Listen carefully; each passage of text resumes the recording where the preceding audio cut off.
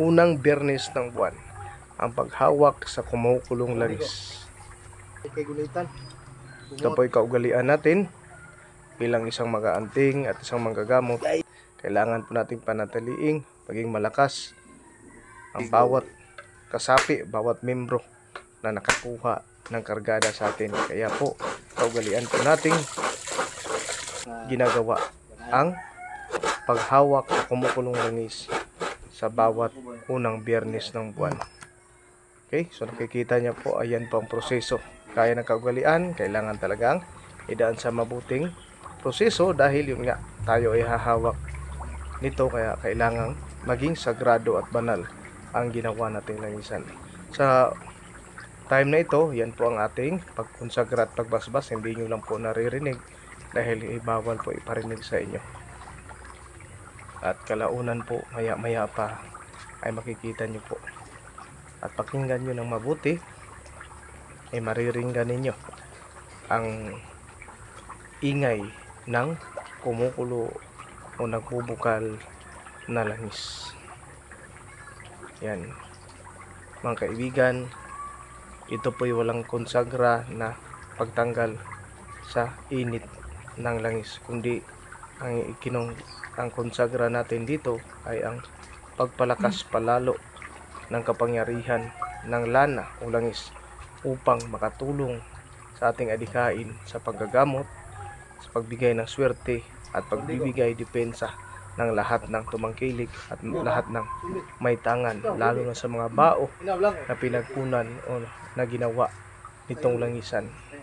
Kung mapapansin nyo ngayon, may ilang tao po na hahawak. So sila lang yung ipakita ko sa video kasi yung iba ay hindi po sila pwedeng ipakita. Pero pagdating po mamaya, kung magsidatingan sila, baka mag live po kayo. Kasi ito lang yun sila. Ang unang pinahawak ko ay yung tumulong sa akin sa paglalangis. Yan po mga kaibigan. So ito po'y basihan kung gaano kataas yung pananalig ng bawat kasapi, kung gaano kataas yung enerhiya at kapangyarihan na bawat kasapi na may tangan na galing po mismo dito sa ating altar. Kasi kung kulang ka sa pananalig at kulang ka sa pagtitiwala sa gamit, tsak ay hindi mo magawang hawakan ang kumukulong langis. So ito po yung naging basihan natin dahil hindi na po tayo pwedeng maghiwa sa ating sarili at lalong hindi na din tayo pwedeng sumubok na sakta ng ating sarili. Kaya sa simpleng paghawak po ng langis ay naging basihan po natin na mayroong enerhiya o kapangyarihan na dumadaloy sa bawat katawan na kasapi ng ating grupong ito at makita na ito talaga ay ganap na sumasa katawan ang tinatawag na santong sangay upang masubok ang pananalig ng bawat kasapi. Kin isang mapagpalang panahon sa inyo. Ito tagapaglingkod ninyo, karunungan ng Diyos, Ikitinit Martial Arts. At shout out po sa mga walang sawang tagapagsuporta natin, Misty Cruz, Christine Mendoza, Shema o Sis Juya, sa lahat ng kag-GC sa Sopra, Bro Igusum, Sis Amor, Harok Pamilda, at sa lahat po ng tumangkilik ng gamit po rito.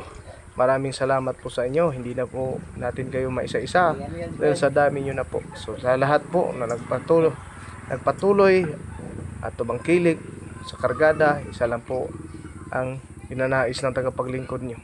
Sana po'y mas umayo at mas lumakas pa po kayo.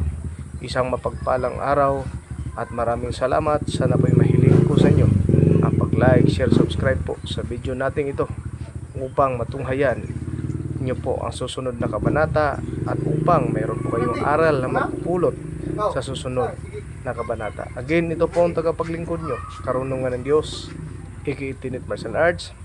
Ang totoong pangalan, Ritzel R. Kukoy Kabungkal. Mapagpalang araw po.